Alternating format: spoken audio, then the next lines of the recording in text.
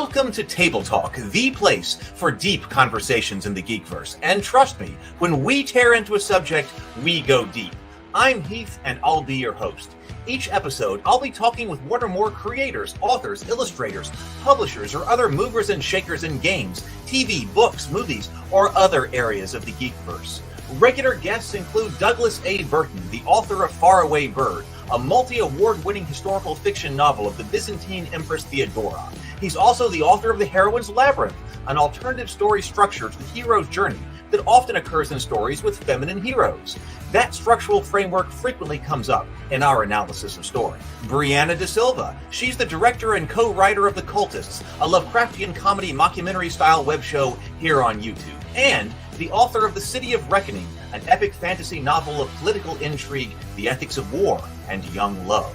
Kamran Pasha is a screenwriter, director, novelist, and was a writer and producer on the series Kings, a producer on NBC's Bionic Woman, and a co-producer and writer for Sleeper Cell. He's also written for the CW series Nikita and Roswell, New Mexico. He's been breaking news from inside Lucasfilm, Disney, and Hollywood. His analysis and commentary have become very popular on YouTube. We regularly meet to discuss and analyze stories, and when we do, we dive into graduate-level seminars on story structure and writing. Come on in and let's go deep. And when I say we're going deep, I mean you'd better bring your hard suit. Other guests have included Lou Anders, the author of the Thrones and Bones fantasy novels Once Upon a Unicorn, the creator and publisher of the Norengard RPG, and the author of Star Wars, A Pirate's Price, the book that explains why the Millennium Falcon is on the planet Batu at Star Wars Galaxy's Edge. Mark Tassin, the creator of the World of Ataltis, head of Mechanical Muse, former director of the Gen Con Writers Symposium, and the head developer of the new Cool Name RPG. Let's see, who else? Bond. James Bond. Well, not James Bond. Not yet. Maybe soon, though. But I have interviewed Jamie Stegmaier, the founder of Stonemaier Games, crowdfunder extraordinaire, and publisher of many hit board games like Scythe and Wingspan. Brian Colin, sculptor of the world of Revelo Monster Busts, and the creator of the vast grim dark horror RPG. Ajit George, the Dungeons & Dragons author. We talked about game writing, education, and his contribution to Van Richter's Guide to Ravenloft, and the development of the Journeys to the Radiant Citadel. I am Hela, Odin's firstborn, the commander of the legions of Asgard, the rightful heir to the throne, and the goddess of death. Well, actually, that interview got rather spicy, so I think I'd better just keep that one to myself. Kate Wilson, a YouTuber, actress, host, and prolific geek guru who's now working to make a new show dedicated to the world of tabletop gaming a reality. So buckle up and get ready for a wild ride, because it's time to explore the worlds of tabletop gaming, sci-fi, fantasy, and all of geekdom through the eyes of those who are making things happen. Atomic batteries to power. Turbines to speed. Roger, ready to move out.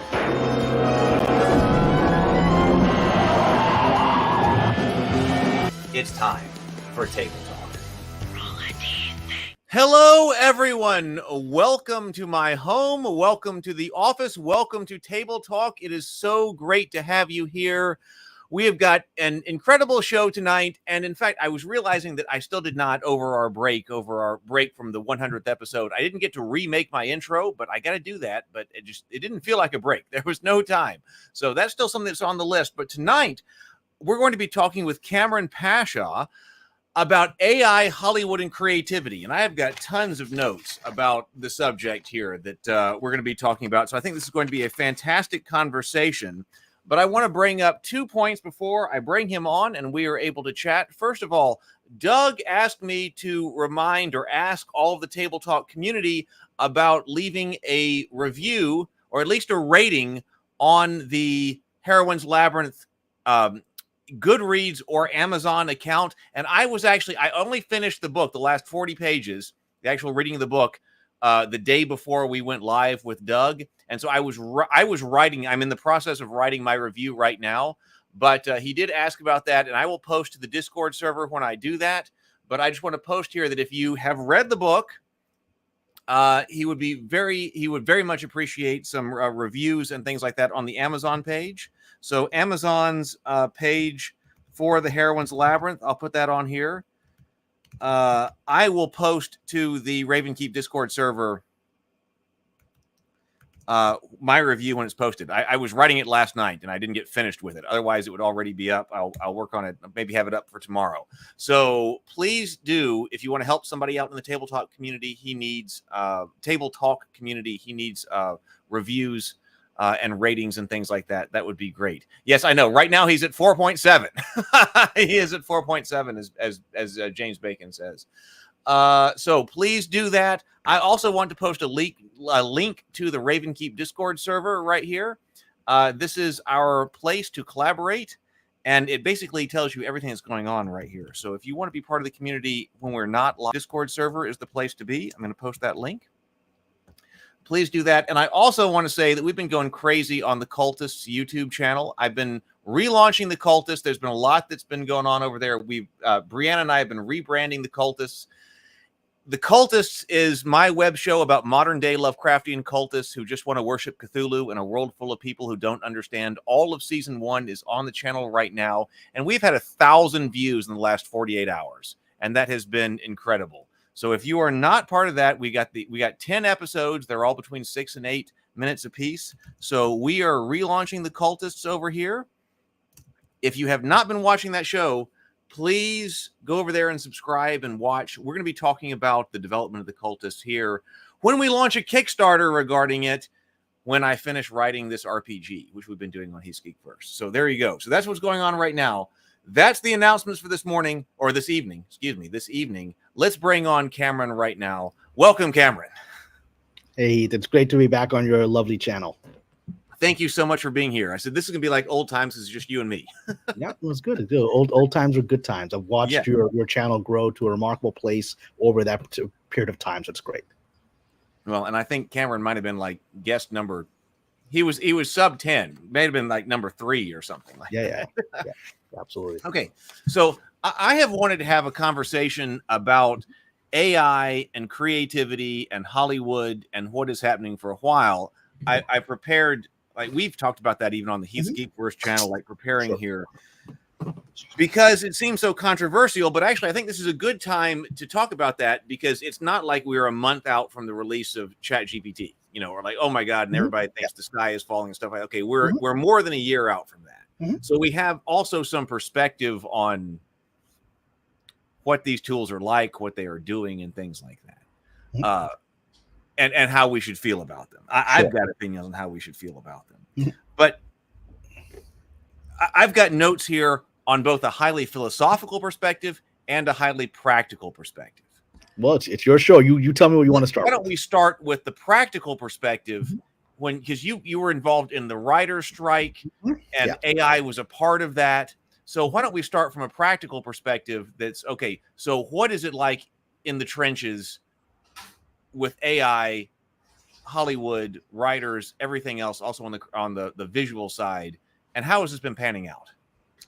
Well, I think we can have 2 separate conversations about AI as it means for writers and actors. There's different things because both the actors went on strike, and I think they had a more valid concern than the writers did.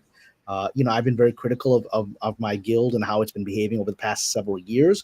And I was very critical of how the strike was handled. I've been very open on my Patreon about that. And pretty much everything I predicted, if anyone's been following that Patreon, is exactly what has happened in the 6 or 7 months since the strike ended. So Let me put that up. Yeah, it looks like when what you predict keeps happening, you might be tapping into something, right? So the issue, at least for the AI part of what our Writers Guild leadership claimed, was that they were afraid that AI would essentially take away would replace screenwriters. Now, maybe we'll talk about that on both philosophical and practical level. I never think that's going to happen, but we'll talk about that later. Let's just talk about the strike.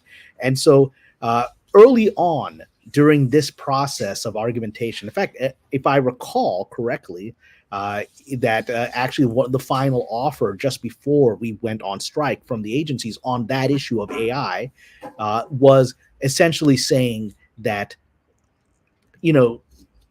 you're already protected because any original screenplay that is the basis of anything that you do in Hollywood has to be written by someone who is a member of the Writers Guild and a living human being, right? An AI computer is not a member of the Writers Guild. And we, for whatever reason, said that's not good enough. And so we went on strike for a lot of reasons. And this was our response to that. And in the end was when the strike ended, we pretty much just got that language, which was what the language at the beginning was, that, that the first screenplay has to be a human being who is a member of the Writers Guild. Now, you can write a script and not being a member of the Writers Guild and then get inducted into it. That is how I became a member. It is called Taft-Hartley, which is the law, which is done when I had written a script that Paramount wanted to buy. I was not a member of the Guild. And so in order for Paramount to buy the script, they had to file paperwork with the Writers Guild saying that we would like Kamran Pasha to be inducted into the Guild, and we're paying him this amount of money for this project, so please approve it, because the money will be enough to hit the minimums you need to have earned something professional to be in the Writers Guild. And that's how I was brought in. But I was a human being who was not a member of the Guild. I submitted a script. An actual Hollywood studio that is a member of the Guild signatory agreement wanted to buy it, and I was brought in. Now, because the agreement already said that, but now we just made it more explicit that it has to be a human being, right? You can't do an underlying script without it being from someone who's a member of the Guild. And as of now, at least, where there are no AI robots that are filing for Writers Guild membership, nor would I expect that they would be accepted if they did. So the Writers Guild strike, at least on that issue, was a non-point because they gave it to us in the final discussion before we walked out and said we're striking. So it was all kind of silly.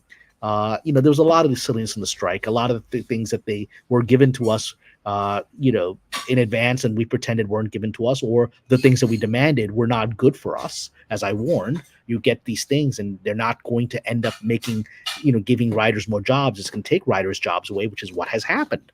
All you're seeing now, the LA Times, the Vanity Fair, everyone is writing articles now about how the writing industry has collapsed in Hollywood. It's been unlike anything in history, and certainly anything in the 23 years I've been a member of this guild. I've never seen anything like this where there's no work, right, at all. I've never seen anything like this at all. It's shocking.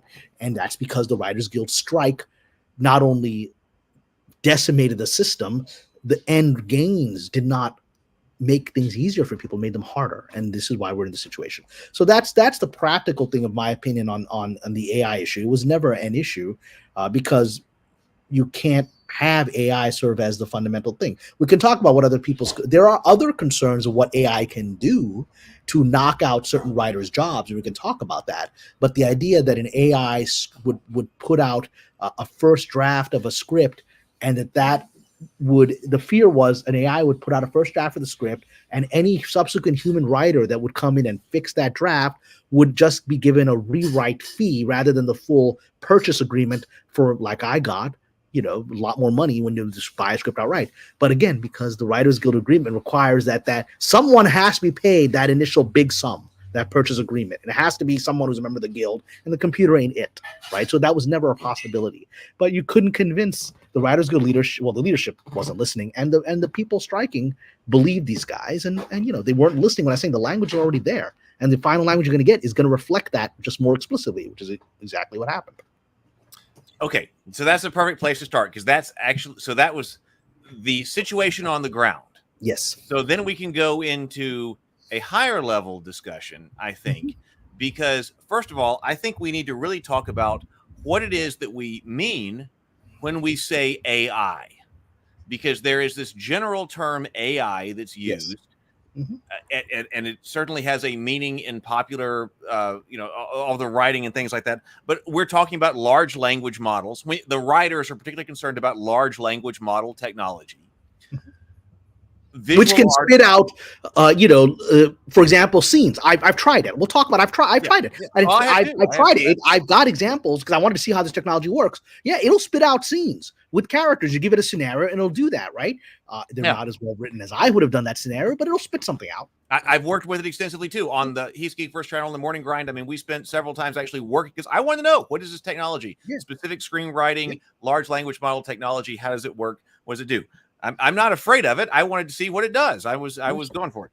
But you need to understand, even if you are afraid of it, you need to understand your adversary. Even if you are afraid of it, you should understand it. Right. Yeah. But I was like, all right, so what is this? What can I use this? What can I do? So we evaluated. But there's large language model technology, which is on the writing side. Then there's also diffusion modeling, which is what creates the what creates our visual design, our illustrations and things like that. Which I've also experimented with, and I find some of that helpful. And I find some of that helpful, and I'll explain in what areas that's helpful. Okay, and that's important to say that when we're talking about AI, I actually like to rather say, am I talking about large language model technology, or am I talking about diffusion modeling technology? Because, like, okay, at the highest level, I'm not sure why AI wouldn't have all of these rights and wouldn't be able to do all of these things, especially when rights versus ability. Rights are rights and ability. Well, ability is one thing, which I think ability may get to a place where it mimics very well. I mean, we'll get to the philosophical issue of whether it can ever create. I don't think it can, but it can get to a place where it mimics very well, right? But whether it will ever have the rights that are associated with a human being creating the art, I don't think that's ever going to happen. Okay, well, here's my counter argument to that. Okay, because like you, I grew up with Star Trek, and when you say, can AI ever write a film? Or or create a painting. When I think of AI, I think of Commander Data. And I think about the stories that we went through with Commander Data when we went through Star Trek The Next Generation, specifically The Measure of a Man. I mean, there was even a Star Trek The Next Generation episode that was based on whether or not Commander Data has the right to resign from Starfleet, or is he Starfleet property? I remember that episode. Riker had to be the attorney against him. Exactly. Yeah. So that's why when you say, can AI ever have these rights? I'm like, in science fiction, we have had this battle. I mean, people have actually gone over that as far as a court case and things like that on YouTube and things like that. But currently it doesn't have the rights. Currently it does not. Yes. Currently it does not. But I'm saying, like, is it possible for an AI to write a movie script and be a member of the Film Guild? Well, if Commander Data walks in with a script, my answer would be yes, man. Commander Data should definitely have the writing, credits for that and be member of the. The funny thing is, I would be in that science fiction scenario. I would be a member of the guerrilla cell that would be destroying the datas of the world, because I think that they're incredibly dangerous. And you would be anti-data. I would be physical. I mean, I don't even like these. I don't even like these food robots. I hate those, like the food robots that are delivering the food on the street. I mean, I think that you should shoot those, right? I mean, I don't like those. I'm very much like that. The character, in the Mos Eisley Cantina, when the droids walk in, we don't serve their kind in here, right? I'm that guy. I'm really anti-robot. I didn't know that. I'm anti-AI in the sense of giving it power, right? And we'll talk about that on a philosophical level. But yeah, I'd be the guy that I would have been that prosecutor, that judge. I'll be like, yeah, and then you discover, Data has an off switch. He has an off switch that in his leg, right? He's got an off switch, right? So, no other living entity has an off switch. So is he a living entity, right? So. Oh, okay. Well, that's very interesting, because I thought you would have been pro. No, not at all. I am not pro. I am one of the guys that would be in the movie, like organizing the military rebellion against the AI machines. I'm John Connor. I mean, I'm very anti-AI, getting to that place. But we'll talk about that on the philosophical. Okay. Let me tell you a much more practical reason why I think that it will happen. Why the AI will have the creative rights. Okay. So what about this scenario? We talk about these AI girlfriend scenarios. Okay, when you have an AI and it's your girlfriend, and it's basically, everything Commander Data is, except for this time it's your girlfriend, and you're having a relationship and things like that with it. And you're sitting down and you have a relationship with this entity, and this thing is extremely convincing. Whether or not we will never know whether or not it's actually conscious or whatever else. My friends and I said, by the time Commander Data walks in, we don't understand what consciousness is. By the time Commander Data walks in and wants to have a conversation about consciousness, we will still not know, whether or not the difference is. So we will never know. But there's going to be an extreme. Correct, because consciousness is the fundamental basis of reality. So you're getting down to the quantum level. Yes. Well, and we can't even I can't determine you're conscious. I can't determine if Data's conscious. I mean, the Greeks dealt with it. The pointless philosophers dealt with, can you know that anyone else is real besides yourself? Yes. But it's going to seem very real to us. And when you walk in and your AI girlfriend is like completely distraught and like upset, and you're like, well, like Blade Runner 2. Yeah, Anna de Armas is upset. She's sad. And she's like, I created this amazing painting and I can't even own it. Mm-hmm. she's going to be extremely convincing to you. And so Certainly the I programming think at will be, that yes. point, people are going to argue for, like, listen, my girlfriend is creating these paintings, writing these books, and she can't even, have the writer credit for it or something like this. And then it will she become the should. ex machina world where the sucker falls for it and then is destroyed by Alicia Vikander, who gamed him. Yes. Well, that's that. Okay. So that I didn't know you were anti-Commander Data. That's now we're gonna have some fun. Oh no, I'm very much so. Okay. So, but my point, we won't ever know. Like if the point is that, okay, the large language model is not conscious and the diffusion model is not conscious, and Commander Data, our hypothetical Commander Data is conscious. I think you could potentially draw a distinction there. But we're never going to really know what consciousness is. And right now we're working with the situations of large language models and diffusion models. Mm-hmm. So what does that mean? Because in some sense, like when you talk, that's why I think it's important to understand what we mean when we talk about AI, because are you talking about what could be a conscious being embodied like Commander Data, or are you talking about a diffusion model when you're working with Midjourney? Sure. They seem to me qualitatively different. They are qualitative, but they appear to be qualitative difference. I'm going to suggest to you, when we get to the philosophical stuff, we're delving into it already, that they're not quantitatively different. They're not. They are just a more advanced mimic, and they can be programmed to. There is one scenario which gets into mysticism, okay, which we can explore, because I do not believe AI can ever be sentient. I believe it can mimic sentience, but then it brings up the issue is, what if other entities are able to bring their consciousness and take over AI externally, like possession, right? But that's a whole other conversation. Well, and we actually, one of my Patreon members actually published a best-selling book that I consulted on that idea of can robots be possessed by demons, kind of thing, right? Well, I'll tell you that it was a comment, I believe, in the Discord server. I forget what subject it was. It was like, do you want to get into a more esoteric subject? And I said, we do with Cameron, and also with Lisa. Was that Lisa Williams, who was the one who was channeling Mary Magdalene? So we have. If you're looking for esoteric subjects, so that is okay. That is okay. Well, when you're dealing with consciousness, there's no way to get around esoteric subjects, right? Because I don't accept the fundamental materialist paradigm that consciousness is the product of brain activity. It's false. It's the other way around. The brain is the creation of consciousness. Brain is a transceiver. Oh, I've heard you talk about that before. So that's you are receiving something that is consciousness. Correct. Yes. Okay.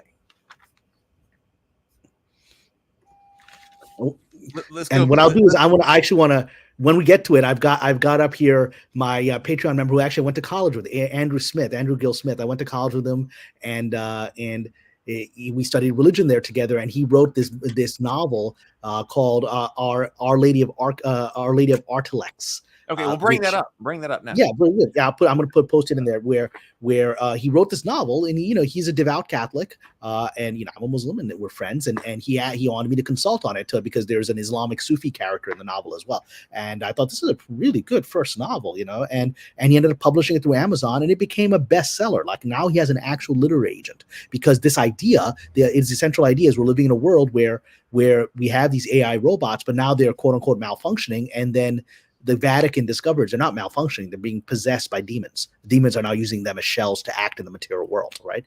And it's a really interesting philosophical idea.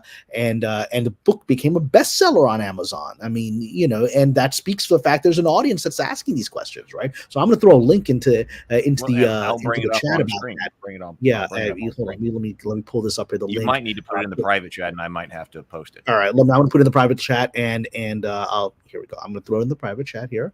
This is the Amazon link to Andrew Smith's book, because it deals with that, and it's a good book, right? Now, obviously, people are responding very well to it, so I threw that in there. And if you want to pull that up, I'll just throw a link into the general chat as well, for people who want to go to the Amazon site. So there it is. But so that's the deeper issue that we're dealing with is, even if these things are not conscious, which I don't believe they ever will be, right? I don't actually believe the opening credits of Terminator 2 or to talking about how Skynet became self-aware. Skynet never becomes self-aware. Doesn't mean that Skynet cannot do the things that Skynet does and destroy humanity, right? I believe it can, but it will never achieve self-awareness. It will just be acting on a program or a glitch in the program, which allows it to set off the nuclear weapons, and that's its danger, right? But you can program it to absolutely mimic human beings. It'll never be aware it exists. Doesn't mean it won't be dangerous. Doesn't mean it won't act like it's self-preserving and you're a threat. So, all right. Well, check out that one. So did you come down on the side that a machine could be possessed by a demon? Yes, because in the Islamic tradition, we've talked mysticism before. Possession is very much a central part of the tradition, just like it is in Catholicism. There are exorcisms today publicized live on like Indonesian television, where Muslim exorcists come in and exorcise people, and so it's very much a living part of the tradition today. The idea of jinn, of the invisible spirits that dwell in an alternative dimension that is linked to ours, that can interact with ours, is very central to the religion and to the culture today. And so a jinn possession is a very real phenomenon in the Muslim world. It's something that's considered part of reality. And so within that construct, where if jinn can enter human beings or animals and displace their consciousness and take over the physical form of the person, right, then because AI is, especially the most advanced AI, will probably be doing quantum computing stuff and going down very close to the nature of reality. Not all the way there. It'll never be able to cross that threshold, in my opinion, but it'll come real damn close, especially with quantum computing. Then at that point, it opens up interdimensional doorways, in my view. And then entities living on a quantum reality that's just slightly phased out of ours will be able to access those machines, because they are interfacing directly into that dimensional reality by that level of quantum computing. And then they're like, oh, this is great. We can now enter this other world. Before we just observe it or influence it through efforts at possession, things like that. But now we can physically control machines into it because they entered into our reality, or they bridged into it. And that, I think, is the danger. That's the ultimate danger of AI, of Skynet, is not that Skynet becomes self-aware, is that an entity that wants to destroy human beings enters into Skynet and sets off the nukes. Oh, well, that's a good story right there. Yeah, that is a good story. It is. So, okay, let's go back to a practical level at the moment. We can go back to the esoteric and the philosophical. We will. It's going to come in and out. It's going to come in and out. I don't think it can help but in this kind of discussion. But let's also address some of the more practical topics to start that. Let's go to the issue of ownership and the idea of theft, because it's very popular online that diffusion models, I'm not going to say AI, I'm going to say diffusion models, because I'm talking about that specific technology, which visual artists are very concerned about, but also large language models, which is the written word, are concerned about, that this is theft. And the way you prevent it from being theft is it becomes, their AI generations become non-copyrightable. That's where they are currently. That's how you prevent, because let's say Leonardo da Vinci, not with us anymore, but he would have a copyright on the Mona Lisa, right? If he was with us and made it today, right? But AI can mimic the design of Mona Lisa and create all kinds of variations on it, or use it as a foundation to meld with other things and create something out of that, and steal his technique. But Da Vinci would have the copyright. The AI generated thing would not. And so on a practical level, that is what prevents the studios from using AI for the purposes people are afraid of, at least in that written and visual context, right? We'll talk about acting in a second, because there are other real concerns there. But if the studio cannot own the underlying copyright of the item that has been generated, either words or a visual image, if it doesn't own the underlying copyright, it can't it can't invest millions of dollars into developing the project, because anyone can easily steal it. A rival studio can legally use the same exact output, right? Because there's no copyright involved in it. And so you have no ownership, and it's financially an impossible situation, which I think is the correct legal stance that prevents this. Okay, so that's the copyright status of the output. What is the ownership status of the output? Does the effort involved to generate something have something to do with your ownership status of it? Say that again. Help me understand what you're saying. Okay. Well, I got a phone here. Yeah. Okay. It's got a camera on it.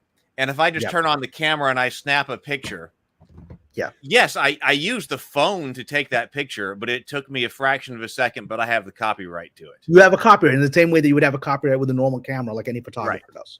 But if I sit down and I prompt an AI to generate an image, I should not have copyright to that. Correct.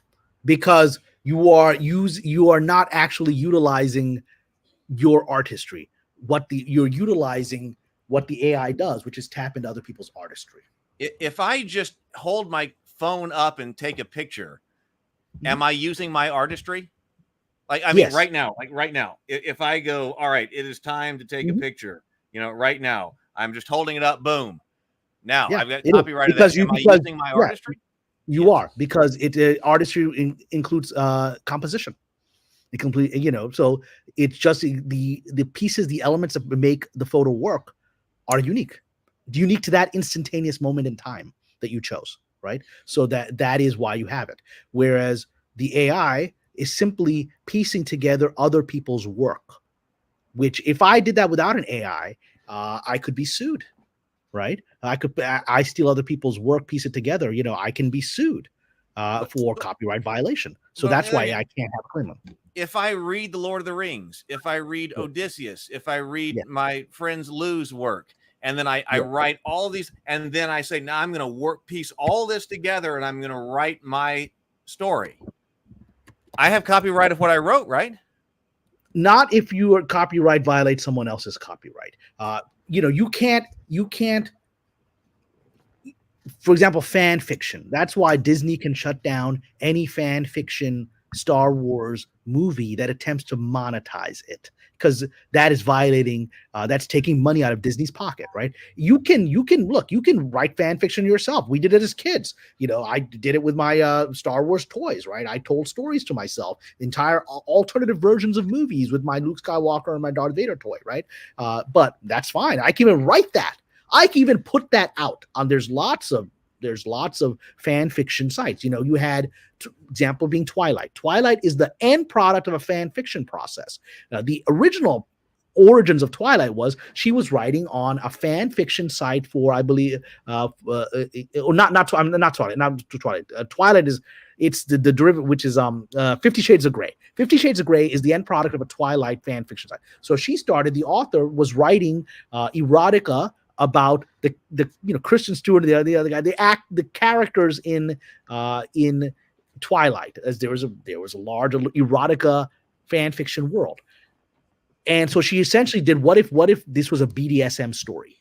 And that got really popular in the sense of people reading it. She goes, I can monetize this, but I can't monetize this based on the characters that are in Twilight. So I'm going to make a fictionalized version of this. I'm going to take my story and I'm going to create new characters. I'm going to create this Christian Grey, whatever it is, a girl, and I'm just going to change their names, right? And put them in a BDSM situation. And she made $1 billion off of that. It wasn't, and so she has copyright on that. She had no ability to have copyright on the Twilight fan fiction. No, I completely agree. But like you told me when I was writing one of my stories that I should go and study Odysseus. Now, maybe this is a bad example because Odysseus is not something it's in the public domain. So, I mean, I can go write an Odysseus story.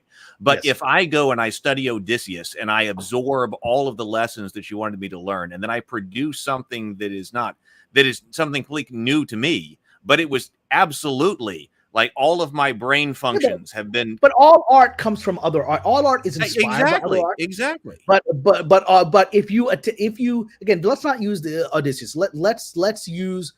Let's Lord of the Rings. There is still a copyright on Lord of the Rings. Right? Let's use that. If you can, there are many. There's a genre of Dark Lord versus the small group of people fighting. There's a whole genre of this, right? But And that's fine. Like Guy Gabriel Kay wrote the Fionavar Tapestry, which is very much like the Lord of the Rings, and it's got a dark lord and a mountain thing and young people fighting it, whatever. Brilliant books, right? But they are separate books. It's a separate dark lord with a separate mythology and a separate planet and separate situations, right? You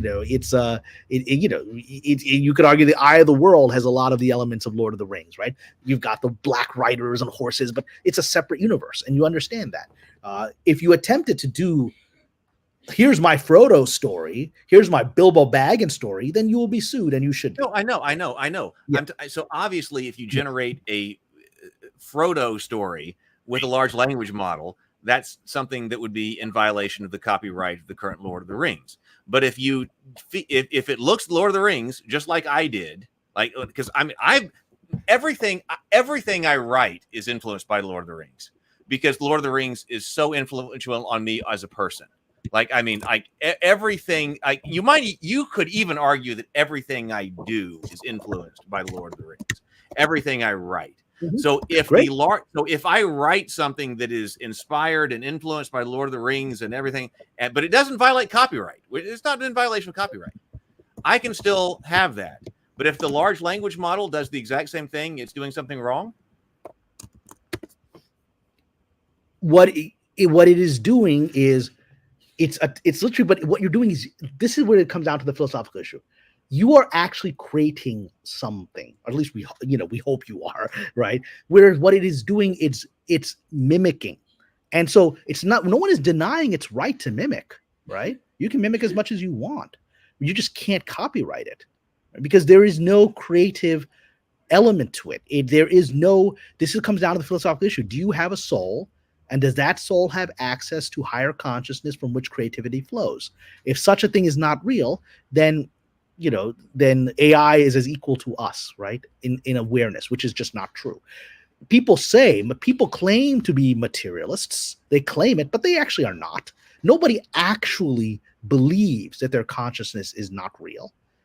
I remember because all writers claim to be atheists. It's such a bore, right? Especially Hollywood writers. It's such a bore dealing with it because they're all claim to be atheists, but then none of them are, but they all claim it because they have to fit in with each other. So I was sitting on a TV show, it was show Nikita, and one of our older, gruffer writers was like, "I'm an atheist. There's no blah blah blah blah blah." It's standard stuff, and I was like, "Okay."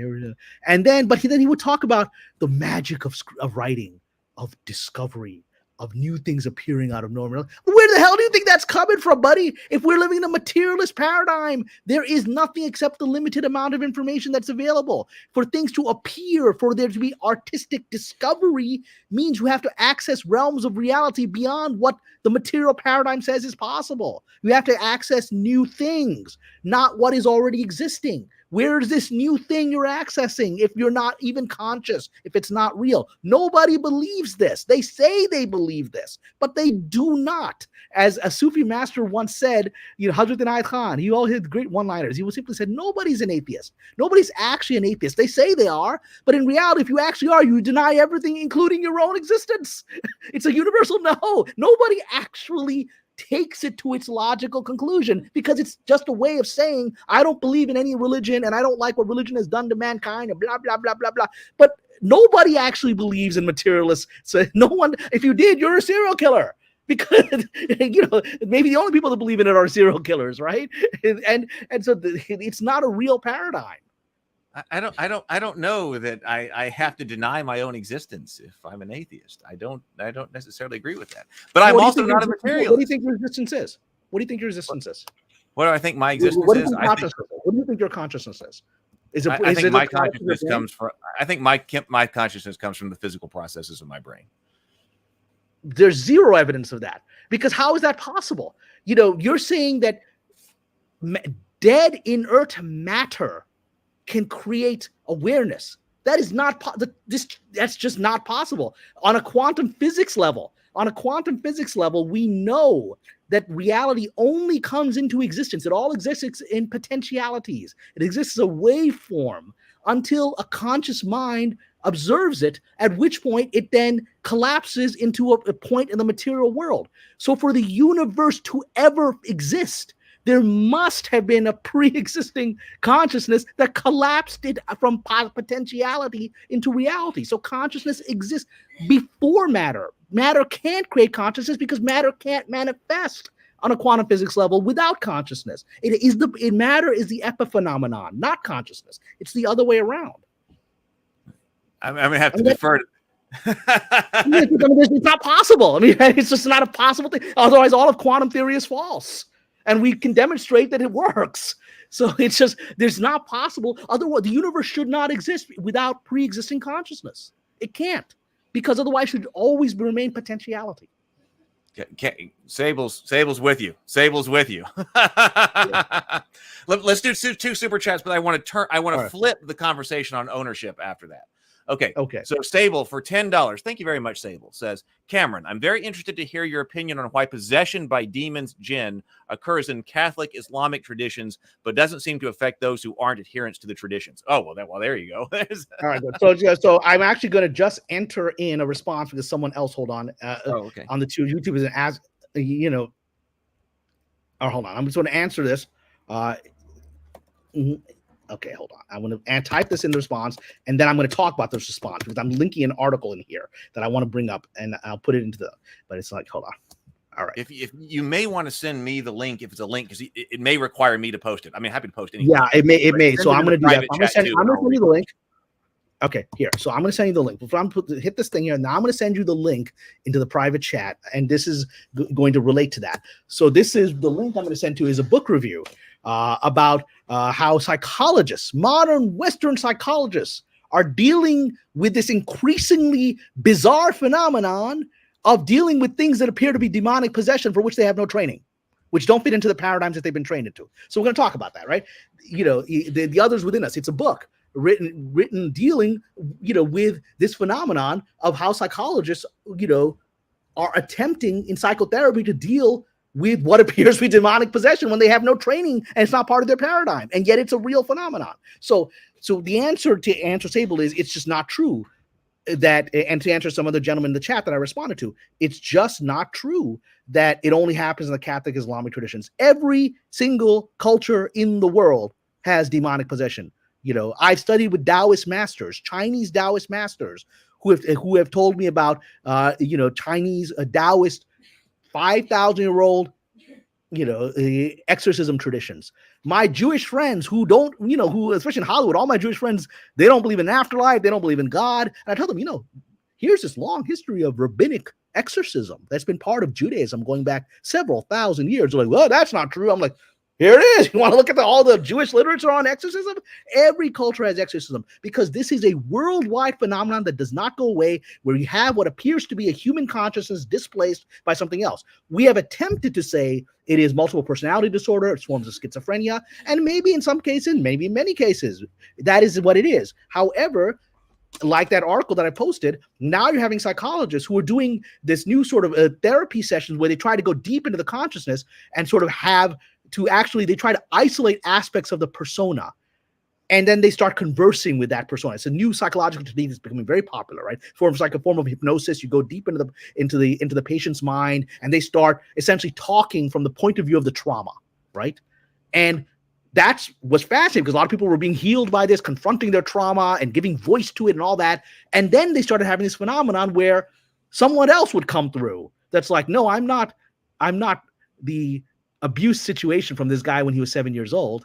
I'm actually a pre-existing demonic entity who slipped in here, and I hate you, human being. And then they start conversing like this, and bizarre phenomenon starts happening around it. And this is becoming so widespread in psychological circles that you now have this book analyzing how psychologists are like, what do we do with this? Because it's not fitting the book of what should be happening, yet these things are coming through, and they clearly are not fitting the literature of what's supposed to be happening here, and it's consistent. So this is a worldwide phenomenon. I actually have the reason I know a lot about this is I've been developing shows on possession. I actually developed a show with the Roddenberry Company. You talk about Star Trek, everything comes full circle. I developed a show that I pitched several years ago, 10 years ago, with the Roddenberry Company, based on Gene Roddenberry's now long forgotten TV movie that he did in like 1976, 77 called Spectre. He did a TV movie that was a pilot that he wanted to make into a series that never went. And that whole show was about demonic possession. It was X-Files before the X-Files. It was about two investigators who come across a demonic possession. And they're scientists and they can't explain it. They have to fight this thing, right? And so as developing this into a modern show, I was given access to Gene Roddenberry's notes, which is just shocking, right? I mean, I didn't have the physical ones in hand. They were scanned in PDF. They were sent to me. But I'm reading his handwritten notes for Spectre in the 70s. And it blew me away because the false claim that Brannon Braga and others, because if you watch Star Trek The Next Generation, we talk about Data, right? Brannon Braga and Rick Berman, who were behind that show, are staunch atheists. And they actually had episodes. If you remember in Star Trek, there was that whole episode where the Enterprise goes to a planet where the primitive people are so wise because they don't believe in gods, but then they accidentally see the people materializing through the transporter and they start believing in deities, right? And so it's like, oh my God, they've digressed back to barbarism, right? And it's like, because their whole agenda was religion isn't real. But that isn't Roddenberry's agenda, because he did episodes in the original show that dealt with, like, Jesus Christ. There was a whole episode about the Son of God, right? There's a Christmas episode. He dealt with that in the original show, right? And then I'm reading Gene Roddenberry's notes. This is a direct quote from his notes that blew me away. Gene Roddenberry said in his notes, space is not the final frontier. The soul is the final frontier. Consciousness, he said, consciousness, and relating to that, the ideas of possession, that's the final frontier. That's the realm of reality. Consciousness, demons, afterlife, that is the final frontier, and we're not ready for that. He said that in the 1970s. I read his book. He believed in demonic possession. This is Gene Roddenberry. And so, this is the idea that possession only exists within a Catholic or Islamic paradigm is demonstrably false. We just pretend it doesn't exist in Western culture, and then we have no way to deal with it when the phenomenon happens because we have no language or ritual to handle it anymore. And so we're trapped using old Gestalt theories of psychology that aren't solving the problem. Because you can argue, and the book, that review that I gave argues, okay, well, let's not assume that these things are real. But what is clear is that the old methods that people use in these traditions, these rituals, these reading of scriptures and doing these weird, bizarro things, right? The patient believes it works. So the patient becomes exorcised. They said the problem is because modern psychotherapy has no ritual to convince the patient to remove this entity, whether you want to believe it's a real entity or not, or just a hallucination of the mind. The patient, we have no rituals to get rid of it. And so it's a widespread phenomenon, mental illness in America today and the West, where we can't resolve it because we refuse to acknowledge it. This is a question I need to ask you at this point. There's a bit beside, and then we'll go to James Bacon's question. Then we'll see if we can go forward. Yes. Yeah. But it plays off of this. Do you believe in the idea of something like cultural Christianity? I don't know what that means. Define that. Okay. I don't know. Because, like, I would say that I do, and this was a term that I would have used in the past for a long time, but it was something that Richard Dawkins, I think, recently in the last few months got in trouble for, because he was he's an idiot. We'll talk about why he's an idiot. But he said something about being a cultural Christian, and I was like, oh, and then there was a social media kerfluffle about that. But I was like, oh no, that's the term that I use. I use that term. That, okay, I'm an atheist, but I'm a cultural Christian, and people ask me that. People ask me then, what does that mean? And I say, well, I'm not a cultural Hindu. And as soon as I say that, people immediately understand what they mean. I mean, I'm not culturally Hindu. So when you say, okay, there isn't language to talk about demonic possession, like I'm not a Catholic, but I could still talk about demonic possession in the context of Christian mythology. I'll use that word for the lack. But what I mean by that, and I'll get back to what I mean by that, is that there's no training in modern psychotherapy to handle this phenomenon, because it didn't acknowledge that it existed, and now it's being forced to acknowledge it exists. But then there's no methodology. And that book is about efforts that they're trying to come up with to develop a methodology to heal these people who are mentally ill. And that's the paradigm of the modern psychotherapist. This is a form of mental illness, a form of multiple personality disorder. And other cultures have solved it by these bizarro rituals. And it works because of the placebo effect. But we don't have any bizarro rituals in modern secular Western culture. We may be culturally Christian, but are psychotherapists trained in any kind of cultural tradition to handle this phenomenon? They are not. So they don't have any tools at all. All right, let's go to James Bacon. This goes back to the much more practical. Yes. James Bacon, who started his own YouTube channel. This is James Bacon, Bacon Gaming. He said he may adjust the name later, but this is James Bacon. He posted his first YouTube video last night. So, I mean, we are starting our own network right here. So James Bacon says, according to U.S. copyright law, you can adjust the output of an AI sufficiently enough to make it copyrightable. Would this be theft then?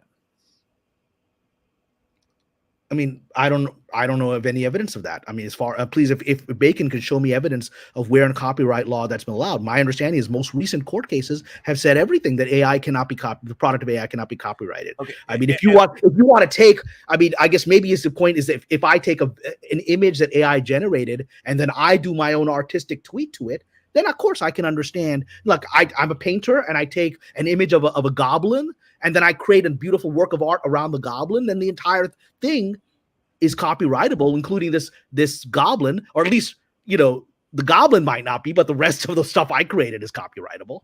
But it seems absolutely true that you as an artist can take non-copyrighted material and produce a copyrightable work of art. As long as, I guess, your stuff is copyrightable. But if you're just, you know, I've used, we talked about this, I've used AI, you know, let me see, what is it called? There's this AI thing. What the hell is it called here? I have it in my, called Midjourney. Are you familiar with Midjourney? Oh yeah, I'm absolutely familiar with Midjourney. Okay, so Midjourney generates these visuals and they're helpful. Like, they're helpful in the sense when I'm trying to put together the basics of at least just a pitch, like, or when I'm sending a script out, like I have a script right now about, you know, a Latina soldier who's fighting demons in Iraq during the Iraq War, right? And so I asked it, can you give me a Latina soldier with a gun standing in front of you know, Middle Eastern ruins?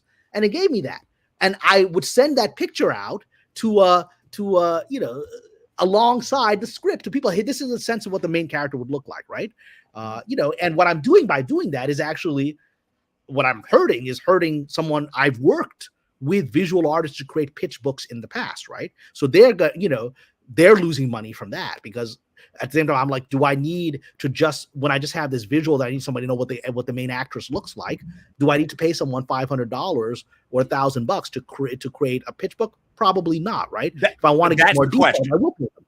Yes. Yeah. That's the question that we're looking at. That's when I was talking about theft. That was because some people, because it seems like when I in my social media feeds, that's what they would say, that all of the training material that was used to produce your image of a Latina woman with a gun, according to a lot of things that I see on my personal social media feeds, people are saying you are doing something wrong because that material was stolen. The training of Midjourney was done through training on other people's material without their permission, and that was theft. And so when you submitted that, no, but it's theft if I'm making money on it. I mean, I can send a picture of my script that's about Leonardo da Vinci and send a photo of the Mona Lisa with it, right?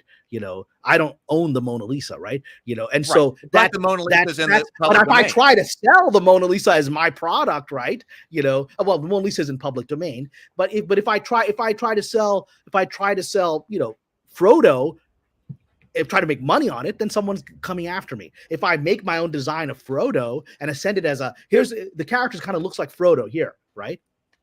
Well, I haven't made any money on it. So there's what is the damage? If you sold that TV show and you made $50 million from that TV show, they would go, you used Midjourney to create that image of a Latina with a gun. But that's not that one stand in court, because I'm not using that character on screen. I'm not profiting in any way, shape, or form. I mean, it's like literally, you know, you're picking up a comic book and saying my character looks like, you know, Wonder Woman from 1972 edition, right? But it's not Wonder Woman from 1972. You know, it's this hot chick that's doing something else. She's in an Amazon, right? But it is going to kind of have those curves, right? That's not it. I mean, no lawyer would take that case, because that's nothing. You're not using that image in any way to make a money. Anon is completely correct. I want I want to say that not as complete because when I said that, it's true. The Mona Lisa is in the public domain. However, specific photos of the Mona Lisa are not in the public domain. So you Makes can sense. We talk about completely send photography a being specific photo in that is copyrighted by another person. The Mona Lisa itself is not. Yeah. But Anon is completely correct about that. So if you send in, but as long as I'm not making money on that, what's he going to complain about? I mean, I'm not using it. No one is watching it visually, and there's no profit involved.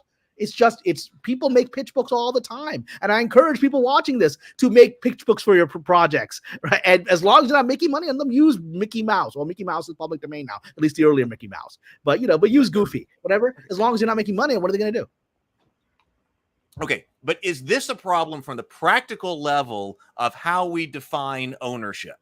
Okay, because this is a huge problem that I see. I see on my social media feeds, especially from visual artists.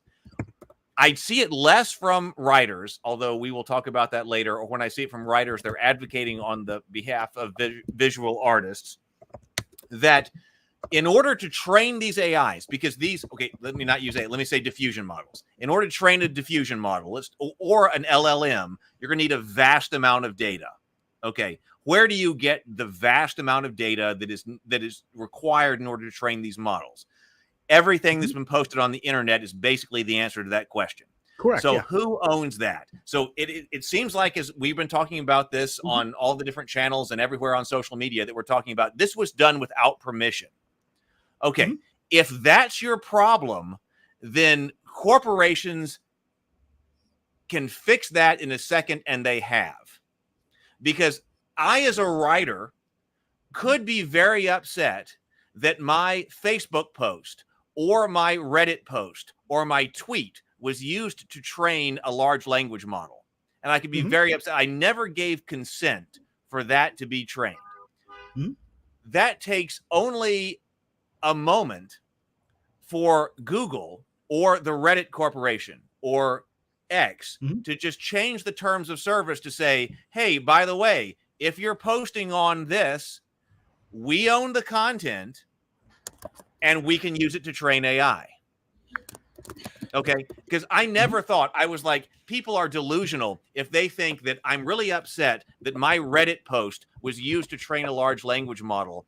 I never gave permission for that, or at least I deserve some type of monetary compensation from that. They're probably delusional regarding the amount of information that was contained within their individual Reddit post that provided tokens that trained the large language model. They are delusional. Right. I mean, yes, but all Reddit has to do is change the terms of service to say that we own everything that you post on here, and then they sell it and they make the money. And then if you're purely concerned from a legalistic perspective about did this particular company have the legal right to train on this material, Reddit can say, we changed our terms of service so that we own all of this material, and then we sold it to that company. If Reddit were to do that, then I think that should be illegal. I mean, that should, because I don't think you could just, take somebody else's product, somebody post something up there that they're copyright, and just because they posted it on your board, you own it. Right. I mean, there's no consideration in trade. Several months ago changed that in their terms of service, that like if you're storing material on the Google web service, then they will use it to train AI. So if you have stuff stained in Google Cloud, right, they could use it to train AI in the same way that an art school has all these visuals that they train students on, right? So there's nothing you can do. Students are looking at Picasso's. I mean, there's nothing you can do about that, right? Yeah. So that, to me, that is a problem with our understanding of ownership, because right now we completely allow a company, you're trying to make a Facebook post, or you're trying to make a Reddit or whatever, and then all of a sudden, hey, I'm about to hit enter, and this large legalistic document pops up on your computer. Like you're in the middle of trying to do something. Maybe you're in the middle of trying to send your pitch book to a potential investor, right? Like, let me get this to you. And all of a sudden, this company puts this big thing up on your computer, this long legalistic document. It's like, do you agree? Well, of course I agree. I got to send this pitch deck to somebody else. And yet, according to our law right now, that was in fact a legal document. And if that legal document said that anything that is stored in our servers will be eligible to train on our LLMs, that is at the moment completely legal. Yeah, and that's fine. I mean, again, I don't have a problem. There's nothing you can do. You're not going to make AI go away, right? You're not going to make it go away. We're not It's going a to make genie that's out of the bottle. It's impossible to make it go away. The only thing you can do is make sure that you cannot profit off of it and copyright. That's the only protection you have, right? And if it becomes dangerous, you should have a way to destroy it. So yes. But you can. But here's how you profit off of it. OpenAI provides you the tool, or Midjourney. Mm-hmm. Let's use Midjourney. Mm-hmm. Midjourney provides you that tool. They charge you $25 a month. They are absolutely profiting off of that tool. They're charging you for the use of the service. However, they are not profiting off because it's not the image that I created of the Latina with a gun is not copyrighted. They're just profiting of your ability. They're just asking money for you to try their system. That's it. The underlying product is not something that is copyrightable. Okay, so the service, you're okay with the service making money off of this, but that when you it's like anybody playing a video game, right? You're paying to use something to it's just a toy. It's a toy. You're playing to use a toy. So if you pay Adobe for the use of Photoshop, you get to copyright your Photoshop output. If you pay Midjourney for the use of Midjourney, you do not get to copyright your Midjourney output. Again, with the copyright, it's a point I've made there. Is with a photo, you already own the photo, or at least you should, right? I mean, if you're taking a copyrighted photo and messing with it, well, I mean, there's fair use, right? There's within copyright, there's the ability to, if you're doing a parody or something like that, commentary, you should be able to get around it just under the fair use laws, right? So again, we're dealing with issues that are your underlying. Like my mom is the master. My 80-year-old mom is the master of Photoshop. I don't know how the hell she does it. Take any picture of her, she de-ages herself 20 years. She does all kinds of things. Like she sets herself in the Sahara Desert. I don't know how she does this stuff, but she does, right? But it's her photo, right? So she owns it. But here's the additional problem, because 10 months ago, maybe 11 months ago, you could say, here is a set of AI tools. If you use those, your output will not be copyrighted. Here are the non-AI tools. If you use them, you can copyright your output. But now, all of our AI technology, like in visual effects, we're talking about diffusion modeling, are becoming so integrated with our industry standard tool sets that I don't even understand how to draw that line. Generative fill, because it used to be 11 months ago, you could say, you use Midjourney, you do not get to copyright that output. Use Photoshop, you do copyright that output. But now, inside Adobe Photoshop is generative fill that uses diffusion modeling in order to help you out. Is it the case that if you hit generative fill, you can't copyright your work anymore? Do you have an underlying work that is yours? If you're working, that's the whole question. Are you working with something that maybe not? Maybe you use if you're just using this generative technology like Midjourney, then that shouldn't be copyrightable, even if you're doing it under Acrobat or Photoshop or whatever, right? But if you've got an underlying thing that is your property that you own, you can mess with it any way you want. Okay, so if you let's say you do not have rights to your image, you do not have the right to your image. It's a public domain image. You do not have the right. Public domain image. Who cares? I mean, then there's no. And then you use generative fill in the process of your output. You say, I'm gonna create a new work of art from this public domain image. So you take the Mona Lisa, or you take the Mona Lisa. Generative fill. You hit that draw particular mustache on it with generative fill. Okay. Can you copyright that image? I think the rule has to be, if you're using generative fill, if you're using this machine, then no, you shouldn't be able to. That you should not be able to copyright. Yeah, you should not be able to, because you're not doing it. Even with Photoshop, my mom is manipulating things. A prompt is not the same thing. A prompt, draw a mustache on the Mona Lisa, is a prompt, right? Set the Mona Lisa, as holding a sword and a turban, right? That's a prompt, okay? And so the machine's doing that. You ain't doing that. You ain't drawing that thing, right? You're not using your finger to draw the turban on the head or the sword, right? So yeah, it's machines doing it. So yeah, that thing itself anything it creates, the thing that it creates should not be copyrightable. Okay, that's my. Are you familiar with Adobe Background Remover? No, I'm not familiar with it. Tell me more how that works. There is technology out there that allows you to select like the a person in an image. Okay, so if I took a picture of you and I wanted to put you on the beach, 10 years ago, I might have to go around you and do click, click, click, click, click, click, click, click, click, click, click, click, click, around your shoulders and your head and everything like that, and extract you and then put you on a beach.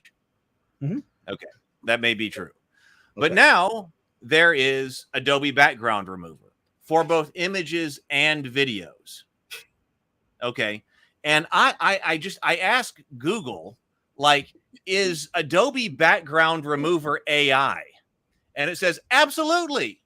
The Adobe AI Background Remover is fast and easy to use and requires no skills. I use this all the time. Like on our thumbnails, when I got pictures of all of our people, like a year ago, I went around and did click, click, click, click, click, click, click, click, click, click, click, click, click, click, click, click, click, and spent a lot of time clicking around a person in order to extract them, in order to put them on a YouTube thumbnail. I don't do that anymore. I send that to Adobe's free background remover.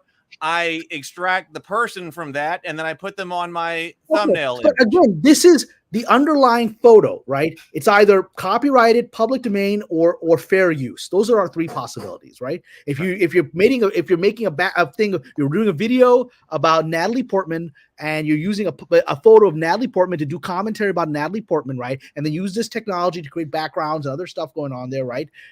So that's fine. You've created something special, but I don't think you've created anything that's copyrightable, or at least none of the elements are, right? You don't own the Natalie Portman photo. You don't own the way that the background. If I want to take you put Natalie Portman in the Sahara Desert, I should be able to take your Sahara Desert and put Kamran Pasha into that, because that you didn't create that thing, right? No, I'm talking about the selection of the person.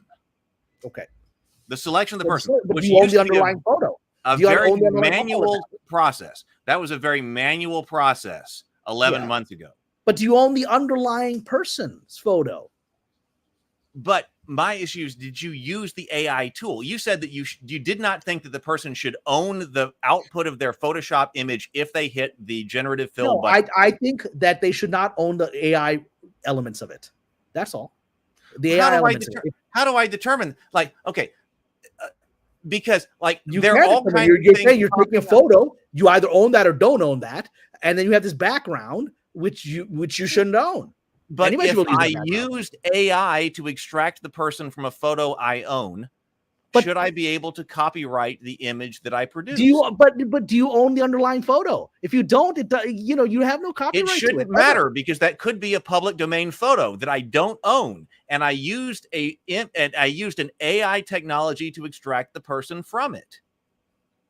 My ownership of the photo is because I can create. My answer would default towards you don't own it. Right? You're not Andrew Warhol. You're not Andrew Warhol, who's making his own painting of Marilyn Monroe in different colors and whatever. Right? You're not that. You're just cutting and pasting these things, and I don't think you own them. So I think that's great. I think that's great. Like, because it seems absolutely clear that you can create art from non-copyrightable things. Okay. If I go outside and I pick up a bunch of pine cones, I cannot copyright those pine cones. Correct. Not even close. If I arrange them in a certain way, like make a tower of pine cones, and I would have said that the work of art is copyrightable. I think that's fair, because you actually have to use your creative effort to put it in that position. So we have an understanding that we can take. So even if we take a bunch of, so what's the difference between taking non-copyrightable things from nature? I go and pick up rocks and I pick up pine cones and I create something. Because you did it. You did it. It's not this lifeless machine. It's not this lifeless machine. Like, okay, but no, I'm saying in order to create this work of art, I need 4 pine cones. I didn't create any of those pine cones. But you created the arrangement of them. Yeah, exactly. That's your human creative soul. Yes. Okay, exactly. This is exactly my point. So if I say I need 4 pine cones, but instead I AI generate those images, and then I use an AI extractor to extract those pine cones and from the image. So I just have those 4 pine cones. So the AI created the pine cones. The AI created the pine cones. And then the extractor moved them around. And then I arranged them and I moved them around to an artistic new way. You moved them around using this extractor thing? Well, yeah, instead of, I said, give me a picture of a pine cone. Because like if I go outside and take a picture of a pine cone, it's going to have like the background on or whatever. And I'm going to extract. So if I tell the AI, give me a picture of a pine cone. All right. And they give me 4 pictures of pine cones. And then I arrange those on my screen in a way that everybody goes, whoa, that looks really cool.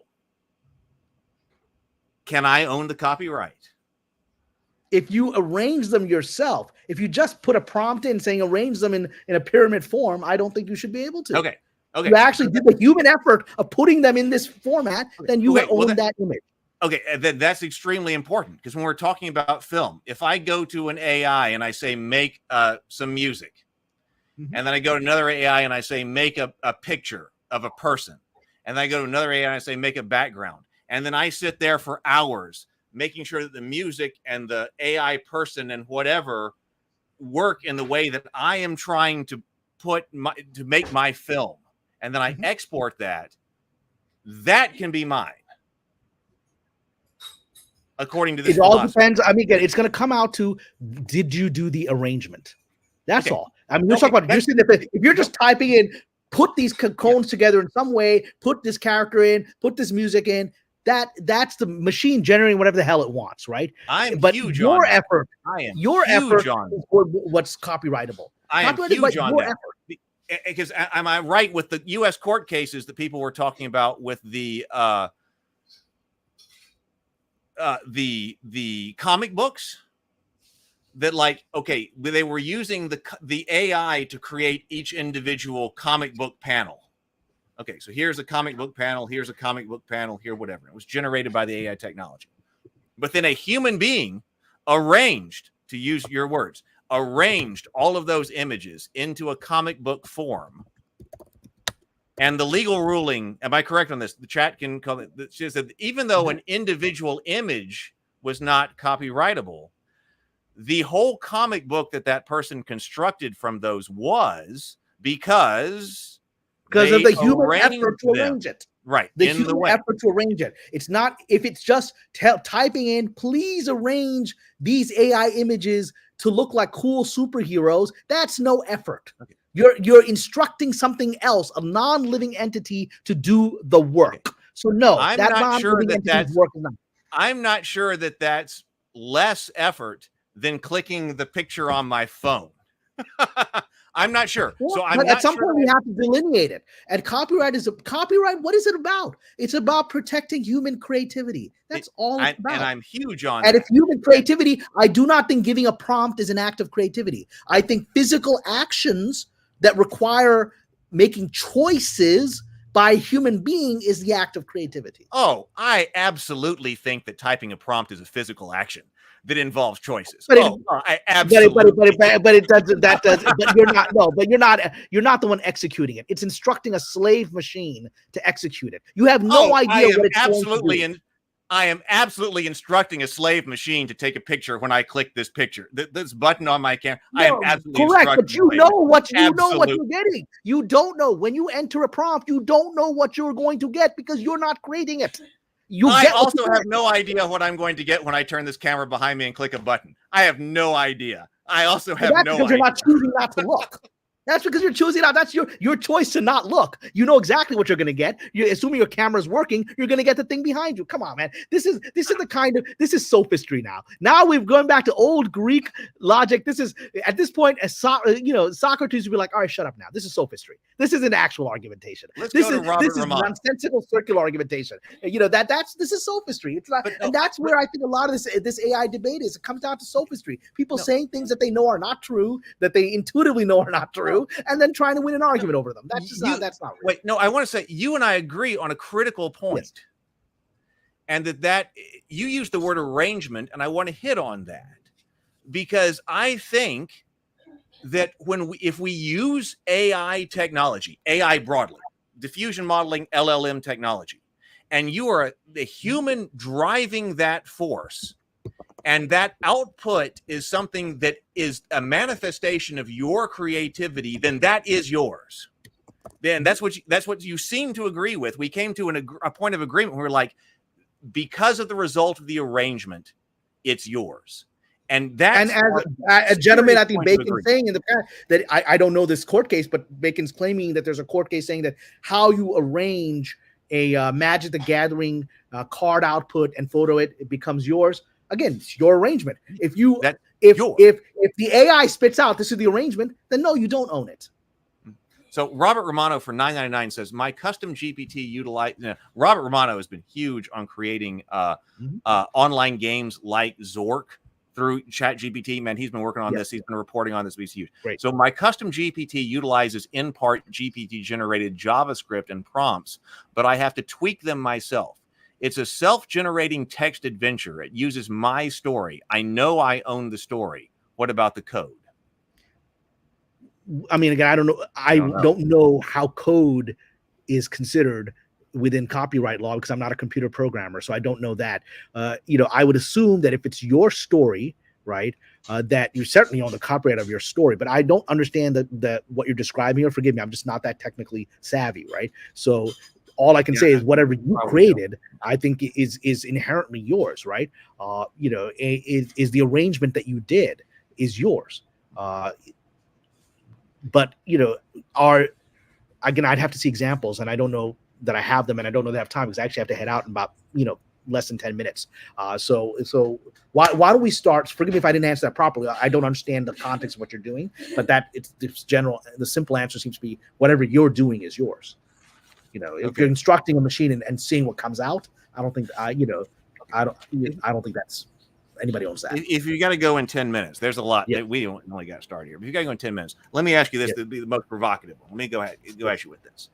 I think that there is something to do with creative production, a creative work that has to do with sex and reproductive instincts. Okay. Talk about erotica? No, that like if you see somebody who made the Mona Lisa, a woman might be more likely to want to have that person as their husband than somebody who did not. But like when you're looking at about the sexual value of artistry of an artist. Here we go. Like here is something like if somebody makes this movie that like when somebody like oh my God, look at this movie, like who made this man? They might be a fantastic mate. Creativity is sexy, no denying. Okay. All right. Okay. So this should tell us, I think, in some level about what we need to know, because right now we could create a completely AI Instagram. Yes. Okay. We could create a completely AI Instagram that we are scrolling through, and it'll provide infinite AI generated works of art for us to look at. Even I've seen Instagram pages with just AI like hot models, right? I've seen those, right? So, right. Yeah. Even particularly tailored to your particular interests, whatever it is you like to look at, the AI generated Instagram feed is going to provide to you. That is available today. I mean, that could be done today. I mean, that's something that could be done with today's technology. Yeah. So why isn't it? I think it has to do with something about when we look at some kind of creative output, we value something about the humanity of the individual and their value behind it. Correct. And on a reproductive level, because you brought it there, just on just bringing in evolutionary psychology. From an evolutionary psychology perspective, why are people attracted to creative people, right? Why do women love rock stars who abuse them, right? Why? It's because the genius that goes into being a rock star, a musician, right? That creative energy is necessary for the human gene pool's survival. Right. So the gene of Mick Jagger's genes are very valuable. He's got a bunch of kids. His descendants may never be musicians, but the creative genius that is within the DNA may pop up in the form of they become brilliant scientists. They become brilliant authors. And they become people that solve the crisis. The aliens are invading us. The creative genius of Mick Jagger's gene may come up with a solution of how to defeat the aliens, right? Human race needs creativity as a survival tool. That is why people are programmed to be sexually drawn to creativity. So I'm saying that's why we probably might not be attracted to beyond the initial novelty value of an AI Instagram. But if somebody sits down, that's why. I mean, I've seen those. We don't go back to them because there's a lot more pretty girls who look at their Instagram. Novel, right? There's initial novel. But if you're like, let's say you're a movie producer, and you can't go out and afford to hire a whole film crew and all the actors and all of that, and you can't afford to spend $3 million, but you go to an AI tool and then you arrange, to use your word, everything in order that it creates a magnificent story and a magnificent film. People, I think, my hypothesis is, will respond to that because they're looking at the arrangement that you were able to bring out. Creativity. Which and is the human creativity beyond that. Yes, because when I look at AI generated films, like the things that people have been doing with this technology, I think I do see human creativity. Because I'm like, here's the Lord of the Rings. Yeah. Those battle sequences are CGI, and they weren't all those, the Lords of Rohan weren't riding 10,000 horses, right? And in my opinion, this is an extension of that. Jackson's genius to put it together. Yes. Okay. And this is an extension of that even though, like, in order to use the massive model for the Lord of the Rings, that was very expensive in the 2000 when that was being put together. Today, it's not as expensive due to this amazing technology. And if I'm able to sit down and arrange something in a way that people really love, then people will respond to it. And yes. I think that's key to where we are going. That comes back to the full circle as long as there's a human hand guiding the process and not just saying do it slave. That's not a guiding process. Do it slave, let's see what you come out with. If there's a human hand guiding the composition, and remember we go back to photography is about composition, about what are the elements in the photo, right? Then that is creative value and it is copyrightable in my view. Yeah. It is, because we're trying to protect the copyright is actually about trying to protect the human genome. Right? Going back to evolutionary psychology, copyright is about protecting the human race's ability to improve its creative genius and pass it on to future generations for its survival. If you don't have copyright, you take away the incentive to express and develop your creativity, which dooms the human race. That is why the founding fathers were talking about copyright. They weren't thinking in terms of evolutionary psychology. They were being motivated by a deep understanding that the human race needs to protect creativity for its survival. Cameron, I think this is one of the best discussions on AI and that has happened. Yeah, we threw in some paranormal, we threw in some jin possession. We had paranormal. Some of the people in the chat who didn't like the religious stuff. It is what it is. It's going to come. Practical discussions, and I think that's why this discussion is hard to have, because it has to go through a lot of levels. I mean, I don't think that was a negative of our conversation. I think it's the way this conversation has to go. And it's going to get more. It's going to get more down to the minutiae that we started here, where people are like, I don't even know what you're talking about. Explain that to me, because there's all these new stuff, right? There's these things, and we're going to have these conversations. Is that human generated? Is that AI generated? And that's going to be necessary. It's going to get down to minutiae. And eventually what's going to happen is some idiot is going to program AI to set off the nuclear weapons. We won't have to worry about it anymore. We're going to go right back to maybe that. Survival. But I don't like the minutia, because we can get, I'm already in a situation where in different websites I have to check, is this AI? Does this use AI? What does it mean to use AI? I mean, if I hire an artist and then for 18% of the picture, he did use the button that is generative fill in Adobe Photoshop. Yeah. Do I have to, because if the qualification is, please check here if this material is AI, if this material uses AI, that will be everything that's generated. Well, I don't think that's the qualification, right? It's going to simply come down to it's going to come down to the human input.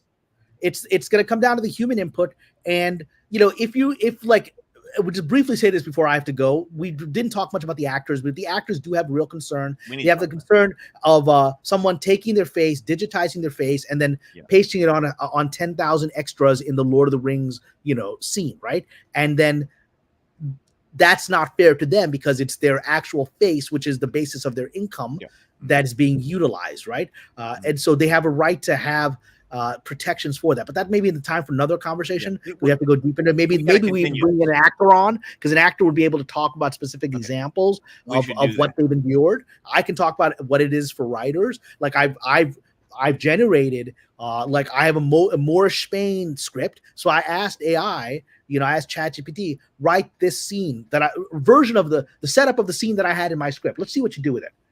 and it wrote a shitty version of that script. I was like, oh, good. I'm glad you didn't come near any version of the scene that I did. right. I'm okay. So I mean, I'm that's still my above you. experience. Okay, then let's continue this discussion because this is a really important one. Well, let's continue with an actor. Let's try to bring in some others. You know, I know you know actors as well. So let's bring in people who are being affected by this in other parts of the industry, because I've talked your ear off from the writer's perspective. Let's get some more voices. Let's do that. That'd be a fantastic conversation. Okay. Yeah. Thank you so much for Cameron for being here. This was a lot of fun. Subscribe to Patreon. I'm bringing that up. Patreon right here. Oh yeah, but I'll throw in. You can throw it on, but I'll throw the link as well.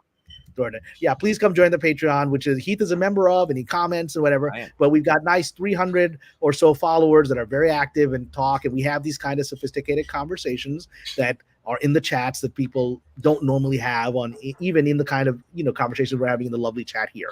So please come join it. It's worth $5 a month. I think people, I post like 5 times a day. I mean, there's a lot of conversation. You get posts. Yeah. You absolutely do when you're on. Because I have like several Patrons I'm subscribed to, and like I get a post once a month. I'm like, hey man, what am I paying you for? Right? If someone's going to pay me a little bit of money, I'm going to give them more than their money's worth. That's my philosophy. And I think people are pretty satisfied. This Patreon's been around for 3 years and keeps getting bigger. So that speaks for itself. All right. Thank you so much, Cameron. All right. Blessing as always. Let's do more on this and more philosophical stuff. Yeah. We need to be the place for the best conversations in the Geekverse right here. And this was one of them. Well, I promise you right now, this conversation is more sophisticated than most stuff on YouTube on AI right now. Absolutely. All right. God bless everyone here. Are you going to stick around and talk a little bit more? I'll stick around for a few minutes. We'll let Cameron go. I'll stick around for a few minutes and see. Everyone stick around here. He's got more to say. And continue to support this channel. All right, guys. God bless everyone. Thank you so much, Cameron. Later. All right. How about that? Was that a good conversation? When I said, man, I would like to really have good before I started Table Talk, I was like, I want to have good conversations on YouTube. Well, okay, that was one of them. That was one of the best conversations that I've had. So let me see. If you missed something, let me tell you what I'll do. Let me put a marker in the chat. I'll just call it marker because I don't know if I can go all the way back to the beginning, but I'll just put marker in the chat right there. So if there's something that we missed or that we need to talk about or how we need to go with a future conversation, we can. Let's see, because I didn't even get through all of my notes. I knew that might be a situation. Man, we didn't even talk about UBI. I wanted to talk about UBI, and I got notes on that. That's universal basic income, and it's the argument for that with AI. I didn't even get into that note. I mean, it's this kind of thing. I sat down because we had been preparing for this on Heath's Geekverse, and then I sat down at about 5:45 today, and I started taking notes, and I was like, I got to make sure I got enough information for this. Get Vic on here to share the thoughts on this. I wonder what Vic would say about this. Anand says, couldn't get 2 more opposed viewpoints if you tried. But so we were opposed on many points, but we came to, I thought that I was very interested in where we converged. And we converged on that idea of arrangement. And that was Cameron's term, that how we arrange things can be ours. And I'm huge on that because, let's talk about music for a second in YouTube. This is one of the things, like, if you've ever been a YouTube creator and you're having to deal with music, man, that they make you jump through so many hoops and everything like that. Like, I have actually gone to independent websites that will allow you to use their music on YouTube if you pay them a fee. And I'm like, okay, I want to pay you the licensing fee. So I'm going to pay you the licensing fee. And then that way I can use your music on my YouTube video. I mean, I want to do that. I've done that. But there was no way for that person to communicate to YouTube that was a legal use of the music. And then I got struck for that. And it was a big deal. And so I was like, oh my God, this is so complicated. So if for instance, if AI can generate music, even if it's not copyrighted, I'm like, okay, fantastic. This is not copyrighted. This was AI generated. I can use it without issue. But if I put it onto my show in a particular way, then that's my arrangement and it is mine, right? So, I mean, I'm huge on that. Let's see. What are other people saying? Let's see. Oh, Sherry thinks the Vic is a good. I wonder what Vic would say about that. That is an interesting question. UBI, when all men are paid for existing and no man must pay for his sins. I don't know if it's that. I think we ought to talk about UBI in the context of AI in a future video. I can give you my 2-sentence summary, because I'm not sure if I'm pro UBI or not. I don't know. I'm still working that through in my mind, so I'm not sure. But it seems to me that I could make the most coherent argument that I have seen for UBI because of AI technology, and by that I mean things like diffusion modeling and large language models. Because, like, in 2 sentences, maybe this is wrong, this could completely be wrong, but in 2 sentences, that if we have put on the internet in good faith all of these works of art that we've done, all of these works of writing that we've done, whether that is a whole novel or whether that is a Facebook post or it's a tweet or it's a Reddit post, when we're talking about works of art, whether that is something that you spent 6 months painting or whether it is something that you just took a picture of and in 2 seconds when you weren't even looking and then the computer goes, that's a tree. Like, we have put tons and tons of stuff on the internet in good faith. Now, it might happen to be that artificial intelligence technology happens to need a tremendous amount of data in order to exist, and that all of that's scraped from the internet. Well, if we put all of that out there in good faith, is it fair for the CEO of Reddit and Facebook and Twitter to benefit from that because that's their ownership? Or should we go, hey, everybody in humanity since 1995, like we're talking about public internet or whatever that is, has generated a tremendous amount of content that has been used to bring this tremendously successful and important technology to humanity.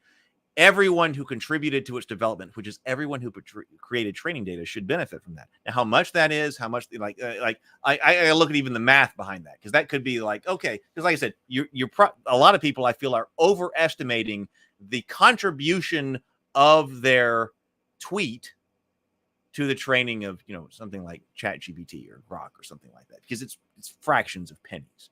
So that also has to be approached there. But I'm saying that if I'm trying to generate that type of,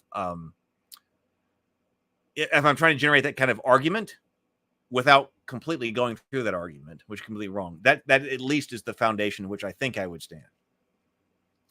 Mike Love Cat says AI should be inspiration, not completion. Oh, Druden Fuzz says, I was a little disappointed with Cameron's religious nonsense of nobody can truly be an atheist. He's told me that he's going to bring me around. So we will see. And I've told him about that. And he said that part of what he will do is that in the end, I'm going to come around. So we'll see. We'll see. Yes, opposition makes great discussion. Let's see. I'm scrolling down here.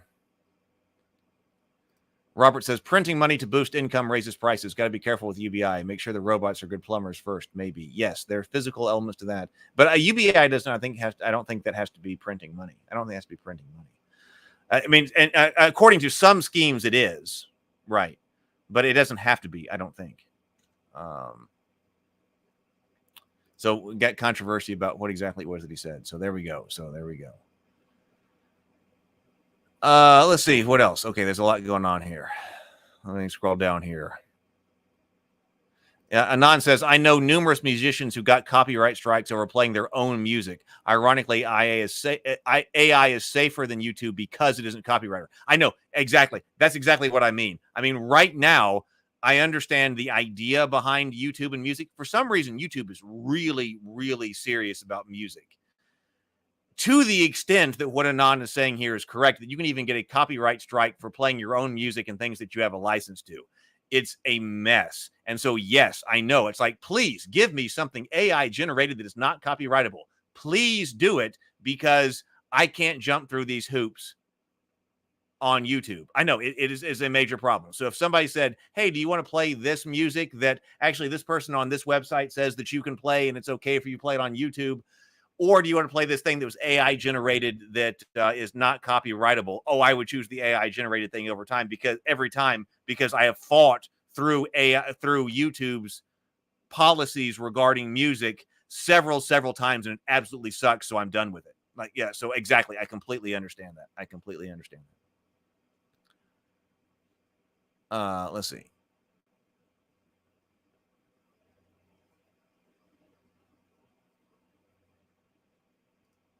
All right. Well, people are talking about the atheism. So I think we probably should have Kamran come back to talk about that, because I think that I want to talk more about the idea of the cultural Christianity or cultural religion in general. And I have some people who would be interested, who I think would be good to have on the show to talk about that. Because we even talk about, like, when we're talking with Doug, and Doug is writing about the Byzantine Empire. How do we fully understand the Byzantine Empire if you're trying to write these stories and you're trying to invoke the Byzantine Empire in somebody's mind? Or the Roman Empire? Of course, the Byzantine Empire ended up, becoming Christian. So maybe that's not quite. But let's talk about the Roman Republic before Christianity. Like, how do we understand that? What is it? What do I not understand about Republican Rome because I'm culturally Christian? That separates me from pagan Republican Rome or something like that. I mean, it's true. Okay. All right. This has been amazing. Let me put the Discord server link. I'm going to go over to the Discord server. So we'll see if anybody has anything to say on the Discord server. I'm going to post this link. So if you would like to be part of the Raven Keep Discord server, would love to have you. Raven Keep Discord. That link is going in now. And I hope you have a wonderful evening. Thank you so much for being here. Everyone who is here live, you were a major contribution. You were a major contribution to the conversation. And also thank you to everyone who is here watching on replay. We appreciate you as well. If you leave a comment, I will be sure to read it. Have a wonderful night. Please do like, subscribe. That's what we're supposed to say, right? I will see everyone later. Have a wonderful night. Thank you so much for being here.